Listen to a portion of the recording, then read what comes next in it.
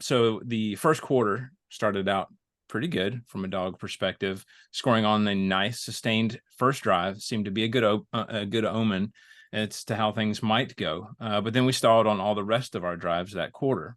On the other side, with Milroe kind of struggling to complete a pass, and Bama started rushing with success, and Georgia's defense kind of didn't adjust to that, allowing big chunk plays on the ground, which eventually opened things up and gave way to a wheel route touchdown by Jam Miller, which probably involved a pick on the defender, but it was so far away from the ball, who's going to notice? And I don't blame them for not noticing. And that's a little nitpick anyway.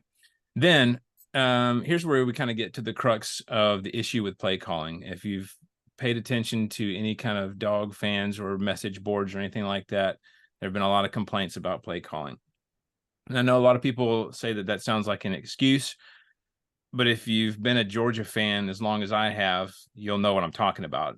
Because during his previous stint as OC at Georgia, Mike Bobo, much like now, had a plethora of weapons at his disposal on offense, calling plays for guys like Matt Stafford, Aaron Murray, Todd Gurley, A.J. Green, just to name a few. Obviously, big-time NFL players, most of those went on to be. Then Georgia would always have incredible numbers on offense, leading the nation in a bunch of areas, but would always happen when the game was on the line in like crucial third and fourth down situations. He would just call some ridiculous play that the defense would just destroy. And to me, this year's SEC championship was no different. I mean, we had that great first drive, and then we got away from plays that worked. We kind of discarded the quick hits to our playmakers for, runs up the middle. The most egregious to me was the toss sweep on the third down that took forever to develop. And then once again allowed the defense to destroy it. So after being creative with play calls all season, all of a sudden we discard those for predictable plays that the defense can just tee off on. The second quarter was just kind of an embarrassing mix of the play calling I mentioned, and then the defensive inability to adjust. And when you do those things against good teams, and this is going to be a theme throughout kind of what I'm saying here, is when you do these kind of things against good teams, which Bama is a good team, they're going to make you pay for it. Add that to the fourth and four completion that probably wasn't, but then wasn't handled properly by the review booth. It was a disastrous end to the half. So, and there's been a whole thing on that too. But the third quarter, the defense stood up much better. I mean, statistically, you could see that things kind of started to shift, and the defense was standing up, and Bama wasn't able to do what they wanted offensively. But then on the Bulldog side of the ball, kind of more of the same offensively. And largely uneventful, though we did manage to get 3 points in that quarter. But then a costly fumble set Bama up perfectly to take those 3 points right back. So kind of right back at square one.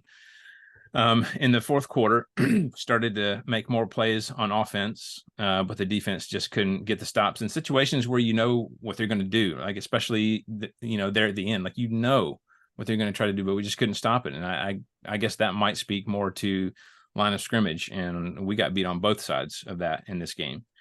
And eventually we couldn't stop the clock, and that was all she wrote. So, I'm sure that a lot of Bama fans are screaming during this summary that, Wes, you're not giving Bama any credit. But like I said, I don't really think that's true. How many times have we seen teams get presented a gift but can't cash in, right? To their credit, Bama cashed in on what the Dogs did, and in many cases what they didn't do.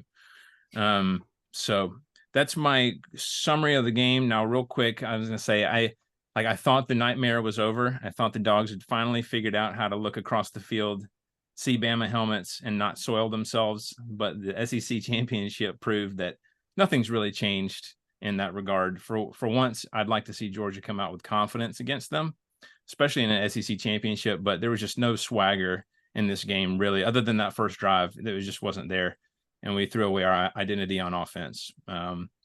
Real quick, also, Jermaine Burton needs a psychological evaluation. And I'm not even trying to be funny. I'm legitimately concerned about his mental health and those around him, because he has gone off the rails, taunting the Georgia student section after they won the game.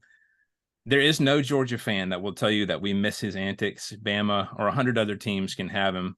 We don't need that garbage attitude in the locker room. So I'm going to stop now because we have more to talk about later, but that's just the game.